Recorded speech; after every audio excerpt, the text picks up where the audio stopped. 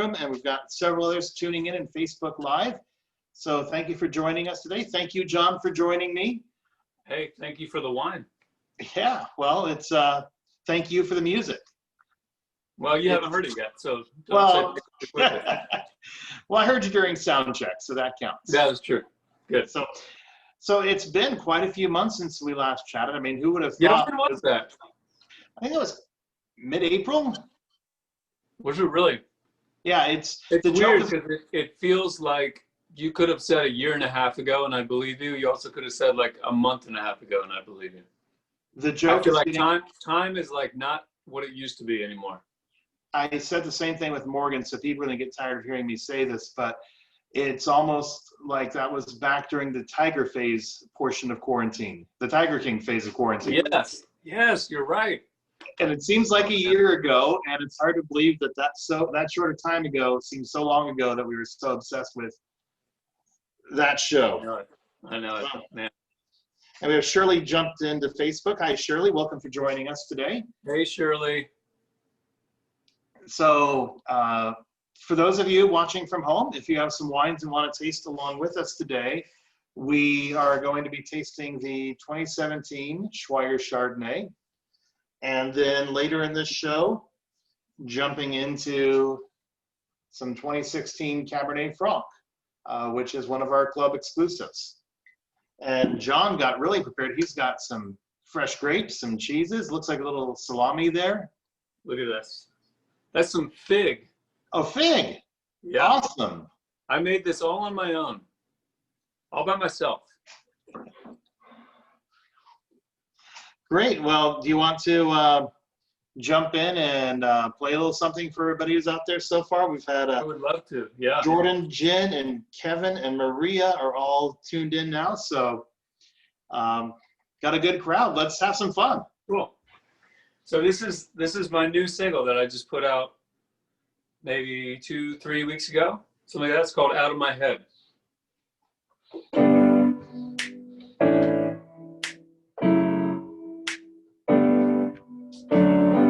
Waking up the sun on the other side of the planet, and my mind racing in the dark.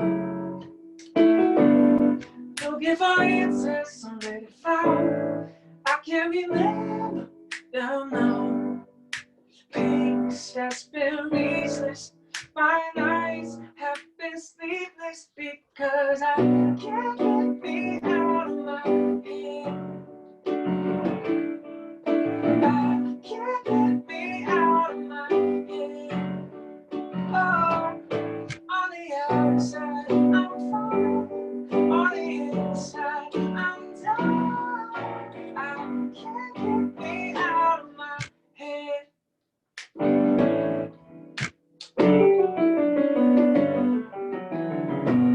I would not repeat the things I say to myself, to my worst enemy. I can turn any blessing into a curse. I'm getting on my nerves, but there I am at every time, 'cause I can't get me out of my head. I can't get me out of my head. Oh, on the outside, I'm fine. On the inside, I'm down. I can't get me out of my head.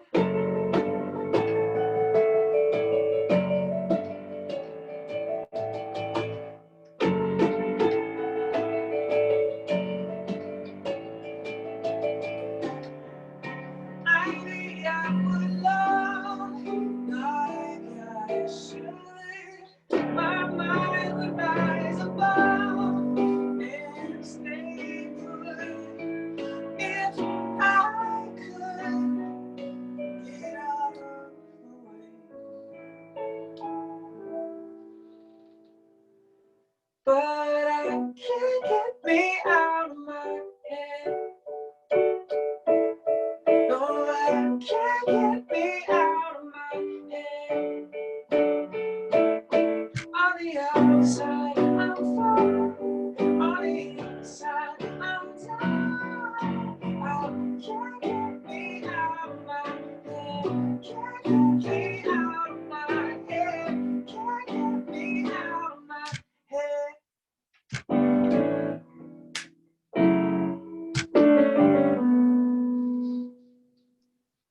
Nice. Thank you. That was very cool. Yeah, I'm still getting it down a little bit. I like the analog click track. Yeah, right. I can't help but like snap while I'm playing that song, which is funny because it like inhibits my playing. It's like it makes my playing worse because I'm like snapping right before I'm hitting the keys, but I just can't help it. I was watching her hands going back and forth. And I was like, it's almost like watching a car chase.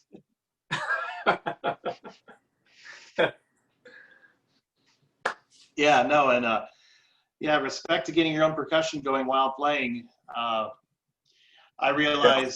come to realize that as a sax player, it's going to be a long time before, it's tough for vocalists, it's tough for horn players, even once there's a vaccine, until people get vaccinated. Part of the nature of being a vocalist, part of being a sax player is we do sometimes have stuff fly.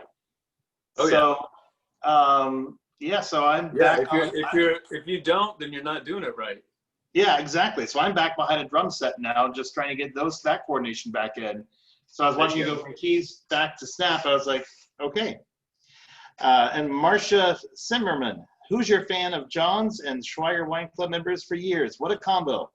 Oh, nice. That's awesome. So, yeah, well, hey, so for those of you from home, Jon and I are about to jump into some 2017 Chardonnay. And Jon, so you've got figs there. What kind of cheeses did you pull up to enjoy with this? Oh, man. I'm at the phase in my cheese aficionado-ness where I have no idea what kind it is. If my wife were here, she could tell you all the different kinds. I have no idea. As long as it's not blue cheese, then I'm in. You're not a blue cheese fan? I'm not a blue cheese fan. No. So I'll tell you a funny blue cheese story in a moment, but we do nice cheese platters here for club members, and they come to taste. Yeah. And they're all designed to be paired with specific wines. And way back when, I sat down and said, yes, this would go great for Chardonnay. This would go great with Cabernet Franc. I don't remember what they are, so I'll go out and greet guests and hand them a cheese plate and say, let's wait for Paula or Wendy or Michelle to come around, and they'll tell you what's what and which one to enjoy with which one. So I hear you on the not being sure. I was in Blowing Rock, North Carolina, and I was staying at a bed and breakfast, and the chef had just received a head of blue cheese, a whole wheel of blue cheese from this importer in New York City. And I had never been a blue cheese fan.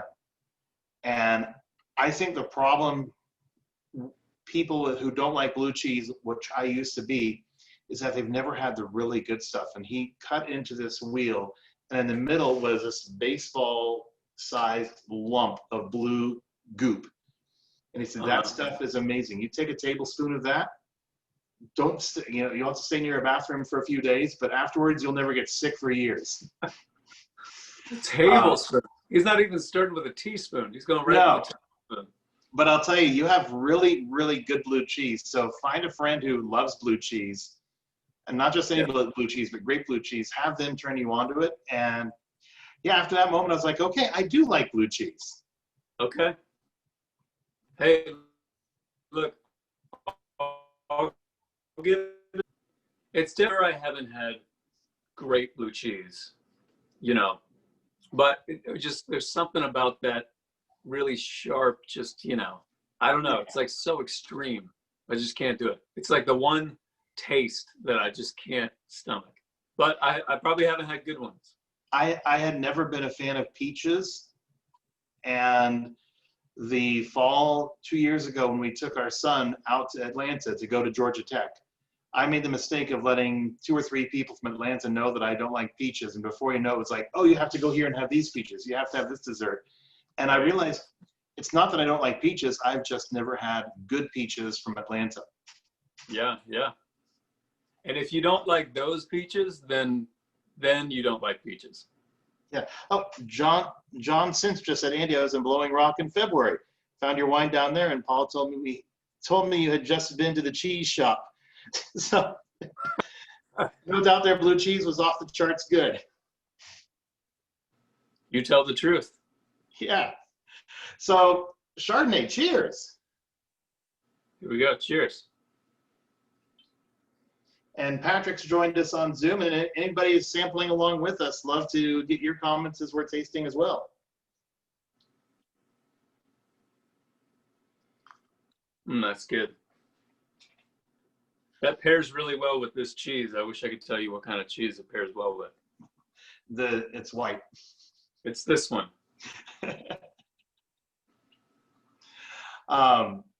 Yeah, so John, I haven't tasted our Chardonnay with you before. We only have about 2 acres of land planted to Chardonnay.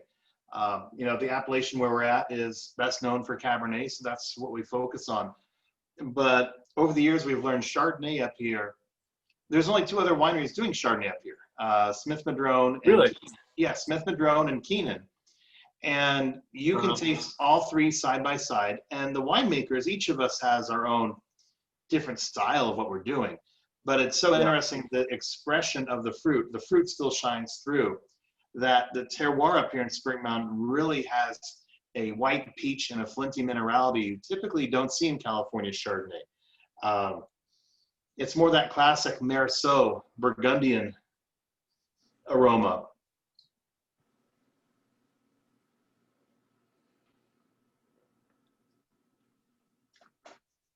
So I really try and express that fruit in my winemaking.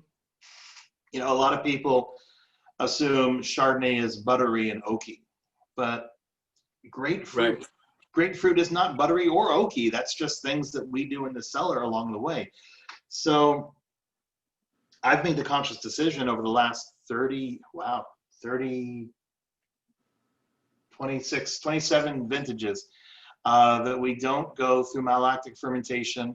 We do a little bit of new French oak, but we also do some stainless steel fermentation with this Chardonnay so that we really make it fresh and vibrant and lively. I really like to make my wines complement food, pair well with food, so that there's going to be that good acid that's going to cut the fat of the cheese you're enjoying. This cheese. That cheese. And you know what might be interesting is try some of the date. The date is going to be an interesting transition between the Chardonnay and the Cabernet Franc, but some of the sweet earthiness of the date.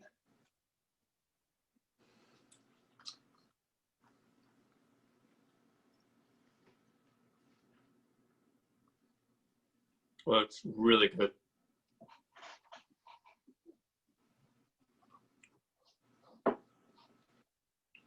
So when you taste this,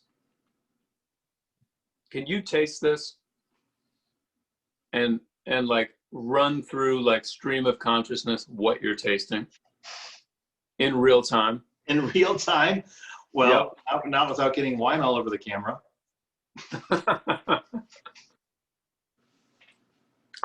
So I want to take a sip with you, and I want to hear what you're tasting, or maybe I'll take a sip right after you. Okay. I kind of want to hear an expert tell me what I'm tasting in real time. Okay, but my word of caution is that these descriptors we use are not hard and fast rules. These are things that I smell.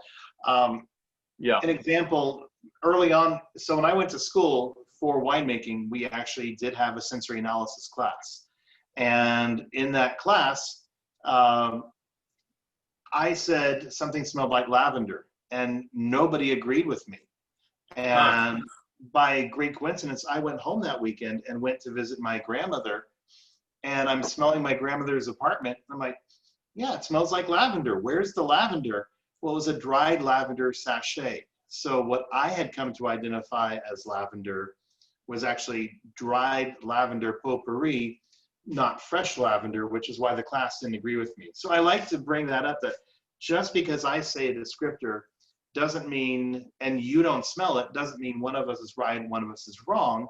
We just have different frames of reference. Yeah. But you know, on the nose, I mean, I already said white peach, I already said flinty minerality, but I'm almost getting a little bit of like a s'mores minus the chocolate, because I'm getting a little toasted marshmallow. I'm getting a little graham cracker. Okay, I'm gonna get a little bit of a heftier pour here.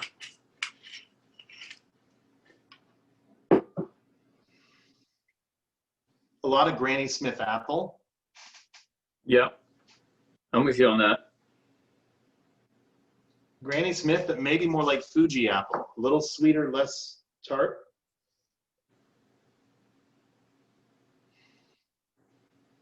And a little nectarine. Okay. Now, how about you? Are you getting anything on the nose? I was gonna say exactly everything you just said. I beat you to it.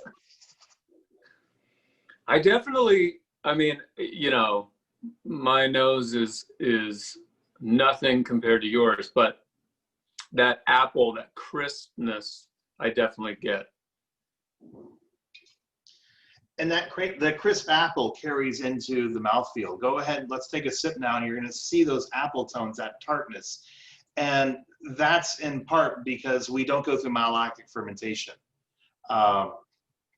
So in case you're not aware, or in case people out there viewing aren't aware, malolactic fermentation is a bacterial reaction that occurs in wine. And malic acid, when this happens, malic acid, which is naturally present in the juice, is converted to lactic acid.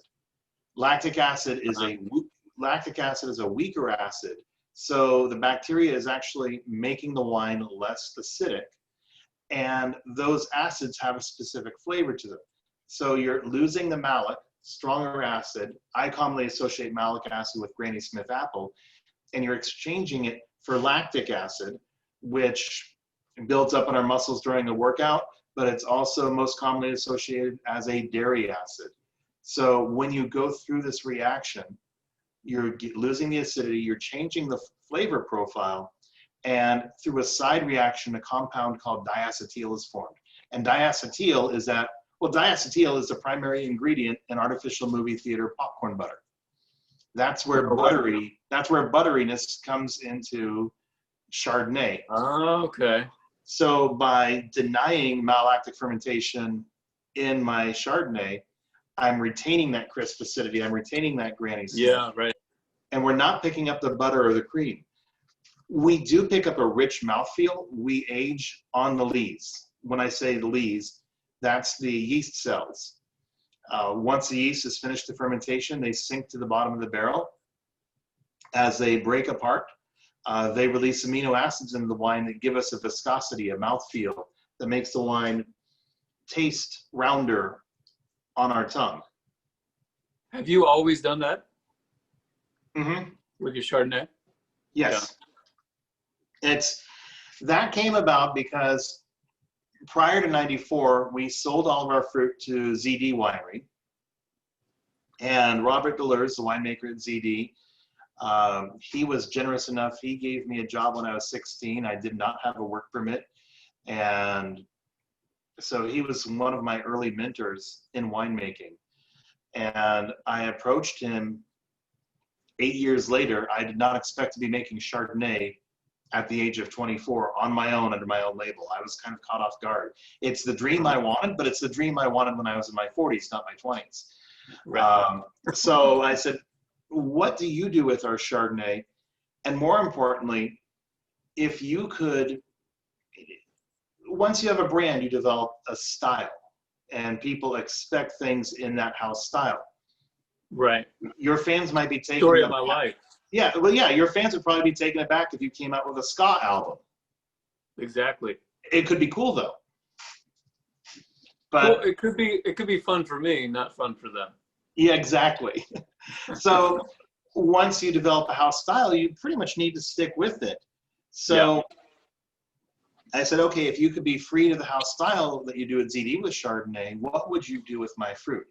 So it's interesting. Along the way, he said, so ZD does not use French oak. They only use American oak. So he said, first thing I would do French oak. I would age it on the lees longer than what we do. And I'd try putting some of it through malolactic fermentation. So some of my earlier vintages, we did go through ML, but you know, since we're a unique situation, my dad and I do all the farming together. So there's not a lot of winemakers who are involved in farming operations. Yeah. So I I love take that. a lot of I take a lot of pride in expressing the characters of the vineyard in the wine, and I Yeah. felt like the malolactic was getting in the way. Yeah. So by '97, we had stopped all ML experiments and we're just doing non-ML Chardonnay. That's so cool. I think that's really cool. Okay. So we're both going to taste at the same time. I want to hear what's going on. Okay. I just swallowed my taste, so you go ahead. Okay. You can do yours. First thing I'm thinking is, and maybe because it's really hot, maybe because I haven't been able to go to the beach in a long time, man, I want some fresh shucked oysters with this right now. Oh, okay.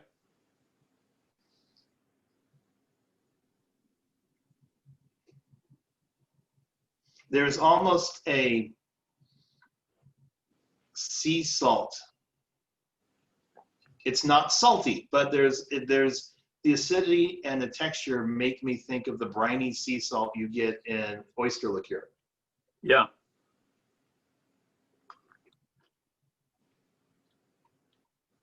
You know, a lot of that fresh fruit. This is the nectarine comes through more in the mouth than it does in the nose to me. And then that lingering finish, you have that crisp acidity that carries on in the mouth, and that acidity with that fruit. There's 2, maybe even 3 different subsets of apple going on with that nectarine.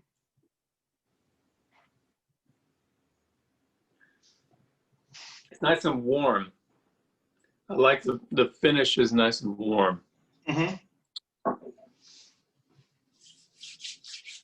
So in the interceding months, you wrote that song, Can't Get You Out of My Head. What else have you been up to? Let's see, since April. Yeah, so I'm getting ready to, we've released 2 songs. One's called a breakup song. And then that one I just played, Out of My Head. And then next week, we'll have 3 more songs come out. So it's a 5-song EP. Okay. So I've been working on that. Now that that's done, I'm actually in Christmas world right now. Because in order to get the Christmas stuff ready, I gotta be working on it right now. So today, all day today, I've been working on this Christmas song. So I'm, you know, as it's like 90 degrees, sun's beating down on me, I'm trying to think of like, you know, wool sweaters and stockings by the fire. Yeah, I can relate to that because with what I do, it's sometimes, okay, what are we going to do for Christmas this year? And you have to start the arrangements now. And Totally. it's funny because Morgan James and I went down that road on Friday, and all of a sudden she was like, oh, okay. And so she closed our show with I'm Dreaming of a White Christmas in August. And well, you know of what? course, I thought about this call today, and I'm like, I'm just gonna wear a sweater and play a Christmas song. Well, John, hopefully we're getting back to some sort of normal semblance of life. But I'd love to check back in with you November or December. And I was thinking, okay, this round I'm going to start getting busy with harvest in a couple more weeks, and I'm not going to have time to host these anymore. And I thought, okay, when I get free, it's going to be 30, 40 degrees cooler, we're going to be rain, we're going to be snow. It's time to start thinking about Christmas. It's time to start thinking about the holidays. So I'm thinking about doing a round of these tastings based on holiday traditions. So totally. I'm in, man. John, you can build out some of those. Yeah. Done. By then, maybe I'll have my multi-track recording all figured out. Oh yeah, we'll have like cameramen. Well, lighting. I used to play in saxophone ensembles quite a bit. And so I've got a bunch of saxophone quintets that I've arranged of Christmas carols. But oh yeah. So you do the arranging together. Well. I can't get together with anybody to play them, but I do own the whole family from soprano down to baritone sax. So as long as I get a good click track, I can be my own quartet. There you go. Just get a loop pedal. I'm sure we talked about this, but you know, I played saxophone in school. My dad plays saxophone. His dad played saxophone. So it's like a family tradition in the McLaughlin family to play saxophone. We are a family of genetic anomalies. A family of what? Genetic anomalies. Oh, yeah. My dad's an accordion player. Oh, really? So Like that for real accordion. a real accordion. You know, you've got the full keyboard and all the buttons. I might be Yeah. reversed. We actually had a lot of fun at his expense.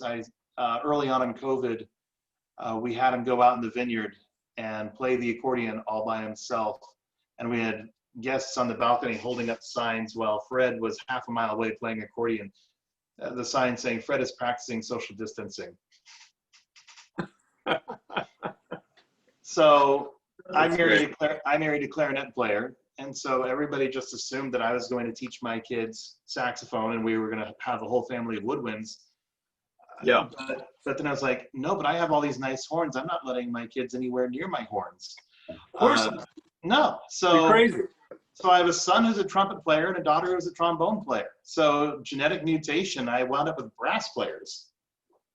Oh man, that's great. I wanted to play trumpet actually, because it just seemed so cool. Plus I had 3 buttons, and I'm like, 3 buttons, I can handle that. But everybody wanted to play trumpet. In 7th grade, they had too many trumpet players. So, and they said, I remember them saying my like mouth was not right. My embouchure was not right for brass. So they were like, you can play sax, but brass is not going to work for you, which I think it was just because they had too many brass players, and they just told me that. Could be. My mom tells me that I wanted to play trumpet, but because of my teeth, my embouchure, they said I could not play trumpet. But so here's the funny thing is saxophone, I decided that I want to play saxophone after seeing the Disneyland Saxophone Quartet. Oh, yeah? In 1978. And Wow. back in March, I had Gordon Goodwin on the show. And we were talking about Gordon's career and his coming up in music. And he said, then in the 70s, I was in the LA area and playing with the saxophone quartet in Disneyland. And I was like, wait a minute, what year? And no way. Lo and behold, and kind of worked down the dates. And it's like, Gordon, I play saxophone, and music is such an important part of my life because of you. That's amazing. It was a chills down the spine moment. That is amazing. Wow. How cool is that? Back in 1978. Yeah. Wow. So and actually he'll be on the show next week with his vocalist from Big Fat Band, Banji Gunn, and another sax player, Eric Marienthal. Nice. Which is funny because, we're all doing so many virtual things now. Right. Eric received his wine today, and he sent us an email. Thank you for the wine. Who sent this? I want to send a thank you note. It's like, no, you're on the show next week. He's like, oh, yeah. You can just thank us. Yes. During the video. Yeah. So Leanna Trister said in Facebook, can't wait for the new music, Jon. All right. It's coming next week. All righty. And where will that be released on? Your own website, through Spotify? How are you going to be releasing that? It'll be wherever you can stream music. It'll be out. Okay. Cool. So this is our 2016 Cab Franc. So many of our club members received this in their fall shipment. We don't do a lot of Franc. This was only a 9-bottle production. Most of the Cab Franc we grow on the property, we use for blending. Our Bordeaux blend dedication is Cabernet based with Merlot, Cab Franc, and Malbec introduced into it. But back in 2009, both the Cab Franc, ooh, that was a good oof. Both the Cab Franc and the Malbec were expressing their varietal characters so much. Now, my initial reaction was just vanilla and also just chocolate cake batter. Yeah. And yeah. a lot of people hear me say that and they're like, wait a minute, there's so many different nuances of chocolate. But the leavening, the shortening that is in that boxed cake batter, when you open it, you start to mix it with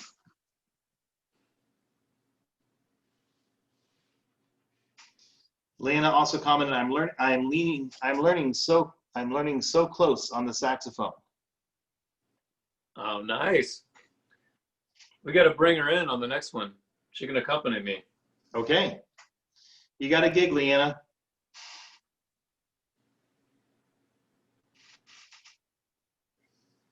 So a lot of ripe cherries. There is so much going on in this. You know, Cab Franc was my epiphany of how wine at different altitudes is going to taste differently. I had the Cab Franc up in Vail, and that was my '09 Franc. That was the first Franc that I released as a varietal. And that was the first time I really started to get those pops of the chocolate, of the vanilla, of that cherry. And the chef who I was talking with, who we were going to be doing a winemaker dinner with, actually came up with, he said, if this was going to be a dessert, if we were pairing this wine with a dessert course, I would do Black Forest cake. You know, you've got the vanilla cream, you've got the chocolate, you've got the fresh cherries. So he actually created a savory Black Forest cake. He braised veal cheeks in the Cab Franc, served it over a vanilla potato foam, and then dusted it with mocha powder and topped it with a cherry reduction glaze. And just the way it's smelling today, the fat of the braised veal cheek, the cocoa, the mocha, the cherry. There's kind of a high tone note of almost minty eucalyptus in here as well.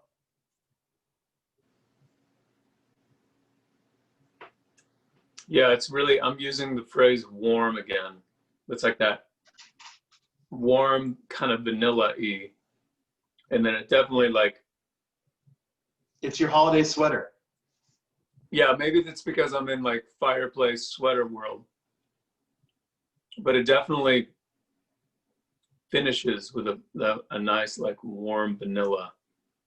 John, you can write a brand new original Christmas song by Jon McLaughlin, Holiday Sweater in a Glass. There we go. That'll be your next vintage. We'll put little sweaters on the bottle. We won't make any money because we'll spend all the money on the sweaters. Man, that's so good.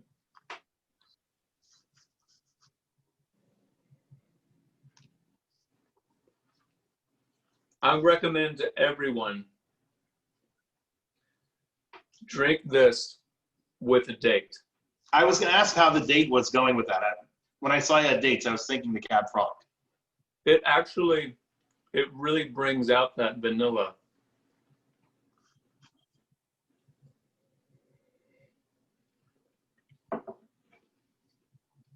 I mean, that's amazing, the two of those together. That's amazing. I'd like to do this with, okay, take those dates on their own, they're probably great. Stuff them with some goat cheese, wrap it in bacon, and wrap it in bacon. Uh-huh.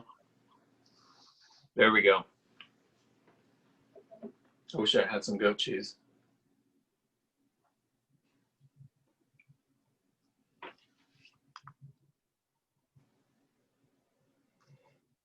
See, we've had Jessica, Beth, and Jonathan join us on Facebook. Thank you for joining us.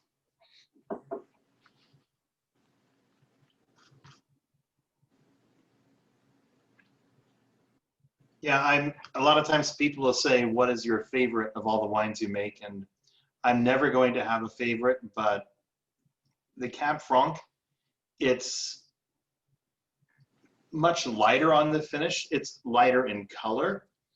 On a warmer day like today, I think this is much more approachable, much more enjoyable. Mm-hmm. We're about 102 degrees outside right now. I'm not sure. You're in Nashville, right? Uh-huh. Yeah. Yeah, we're not at 102, but nice and humid. Oh, sure. We're not that hot, but we guarantee you'll be uncomfortable.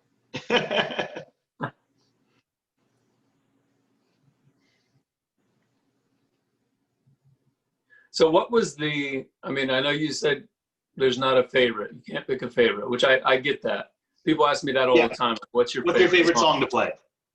You can't, and I always say it's like picking a favorite kid. You just can't do it. At least it's frowned upon to do it. Yeah.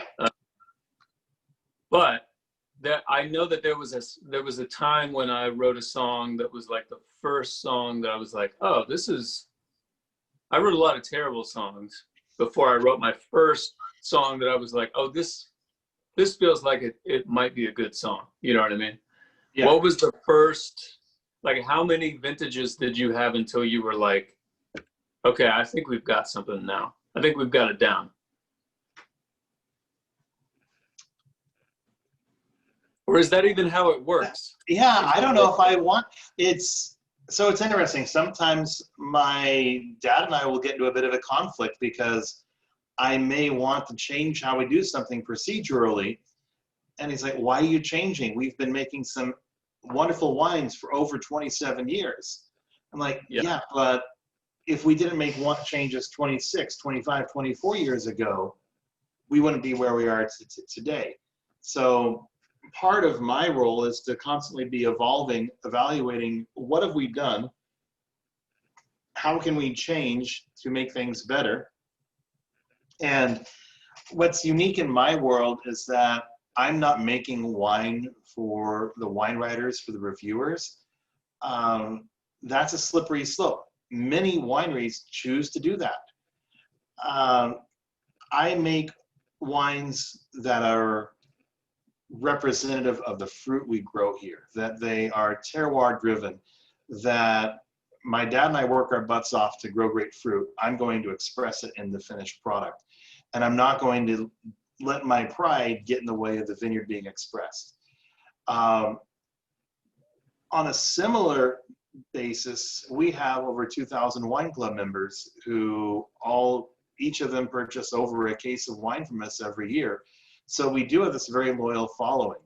And one reason I started doing these web tastings was because back in March, I realized early on that I'm not going to be able to travel and host events and host dinners and sit down with our club members and hear their feedback and talk to them about wine. And talking about your product, listening to people is how you become a better winemaker, is how you become a better grape grower.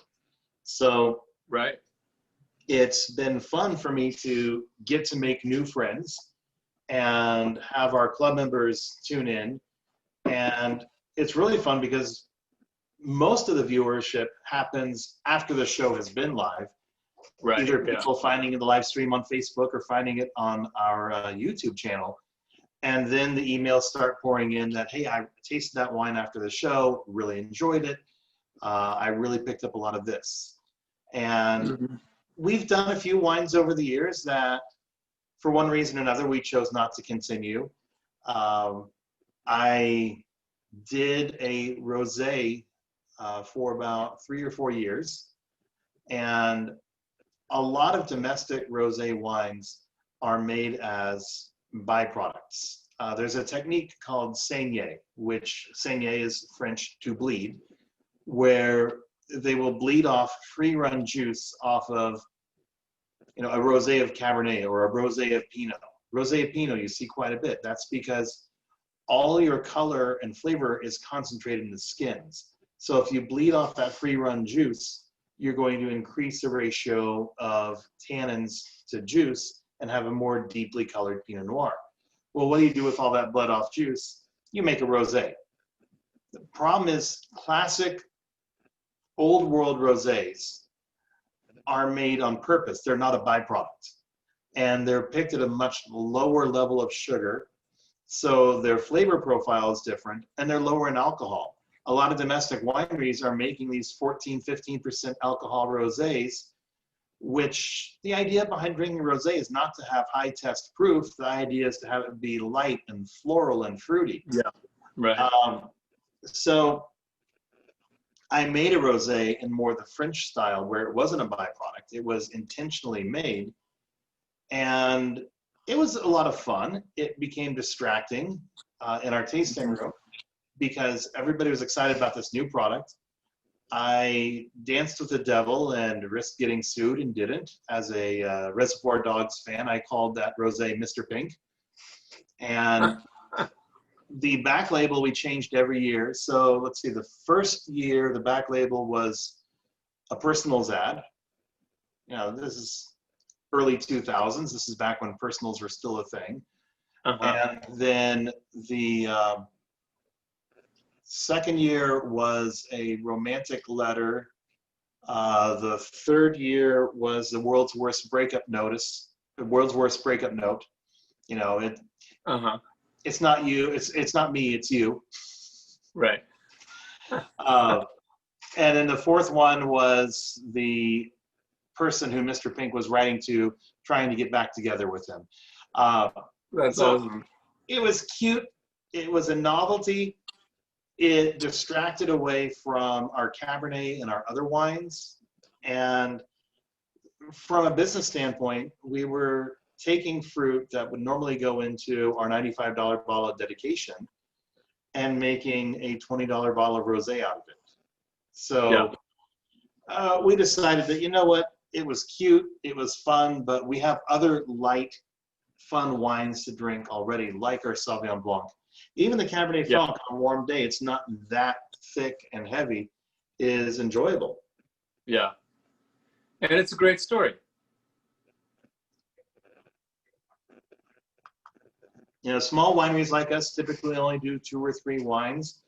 I want us to have a variety for our club members, for our regular customers to enjoy.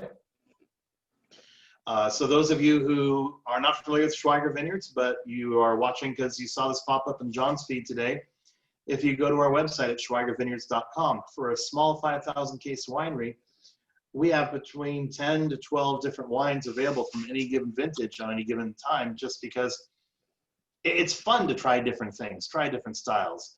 I'm doing my Napuro with Brian Culbertson in a couple of weeks. Oh, cool. And that's my, Napuro is my white port style wine. I pour frequently at his Napa Jazz Getaway, and a lot of his fan base enjoys sweeter wines. So I started making Napuro with that crowd in mind, where this is my Chardonnay. So think of the flavors we had prior with the Chardonnay, but mid-fermentation, I add in a double distilled Lambic brandy, which has a heavy pear component to it. So you're introducing some pear to the peach, the nectarine that we experienced earlier, and mid-fermentation, there's a brilliant honeycomb aroma and flavor to the wine. And so that stays in the wine, in this dessert wine. Oh, nice. So that's cool. Maybe we'll have to do that with you next time. I would I just think it's cool. Like I told you last time, I've been coming to Napa a lot in the last, 10 years, 13 years now. And I'm a wine consumer. I'm definitely not a wine aficionado by any means. But, and I feel like wine can be a little intimidating at your level when you get out to Napa and, someone like me coming in and not knowing what I'm tasting and what, describe, and articulate what they're tasting and all that. You kind of like, oh, I should have, or whatever.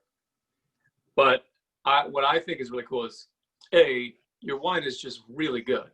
It's just really good. Like, you don't have to know anything about wine. You can be blindfolded, and it's just really good wine. I really love that you are so involved. I mean, everybody loves like boutique, no matter what it is. So I love that you guys are a boutique, like you said, 5,000 cases, like a boutique winemaker that's like involved in every process of it. And you and your dad are involved in every step of the way. So when you open that bottle at your house, whether you're part of the wine club or like whoever's watching right now, if you get online and, you know, buy a case of wine, knowing that you have like from the grape to that bottle have been involved in every step of the way, I think is really, really cool. Well, thank And you, it's pretty John. rare with, you know, it's tough to find with a lot of stuff, you know? And the thing is, I really try to let it be as non-intimidating as possible. Wine to me is the serious Right. art of having fun. And I really want people to have fun when they come here. I mean, that's the thing that I have to, every day when I may not be feeling up to it, but if I see guests on our lawn or guests in our tasting room, I try and go by and say hi to them and, you know, spend some time with them because, you know, my brain may be elsewhere. I may not necessarily want to, but I have to realize, wait, they're on vacation. And right now I could ignore them and their vacation can go on as it was. Maybe it's the Disney part of my nature. But I'm like, or I could take 5 minutes out of my day and elevate their experience and really make it a more personal experience for them. So Totally. And you know, that's Totally. the thing I'm going to miss this spring. I don't think the food and wine seminars at Disney World are going to happen to the level they normally happen. But I normally get out to the Disneyland food and wine experience. And to me, the fact that people are taking 45 minutes out of their time in the happiest place on earth to listen to me talk, to taste my wines, it's one of the greatest compliments I can have. And to get to share my stories, share my wines. So it's like, okay, it's showtime. I am on stage like a Disney cast member. And I really hope that we get a good vaccine and that we can all return to a normal life very soon. And so people like you can start going on the road and having tour and performing concerts. And I mean, performing live is the best thing in the world. I don't think I've ever met a musician who's been, no, I prefer to spend my time in the studio.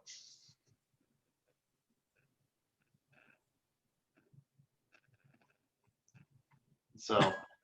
Well, they're not one of them, that's for sure. There's nothing like playing live, for sure. Yes. So. Well, speaking of playing live, I think I've eaten up enough of your time today. Do you mind playing us out with one last song? Absolutely. All right, so this is one of the new ones. This one's not out yet, but it comes out next week. Ooh, exclusive preview.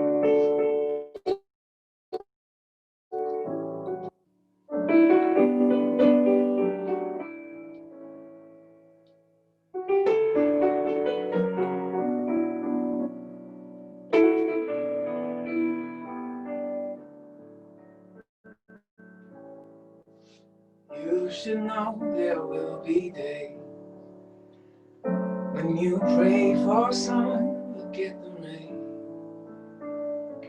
When the tears fall down your pretty face, our love will blow the storm away. In the middle of a sleepless night, when your dreams are putting up a fight, the words I say don't come out right, still gonna be right by your side. Life is full of ups and downs, and I can't change the world around. Only thing that I can do is always keep on loving you.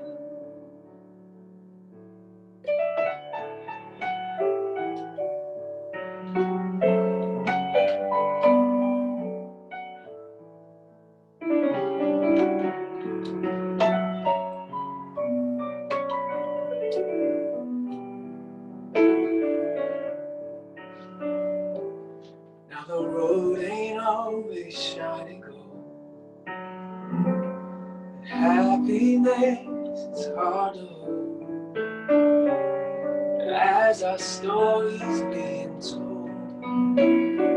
My love for you, it don't get old.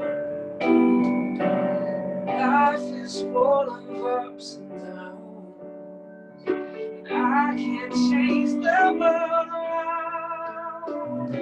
No, the only thing that I can do is always keep on loving you.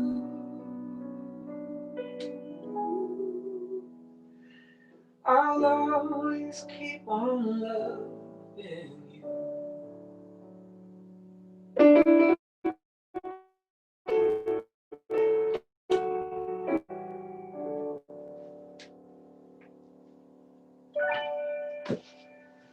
There you go. That was beautiful. Thank you, Jon. We actually, Patrick, Thank you. Thanks for having me, man. yeah, Patrick made the Awesome. comment, just ordered some Cab Frog, can't wait to receive it. Then a question for you. How does someone who plays the keyboard so beautifully do so with broken wrist as a kid? Somebody went into your Wikipedia.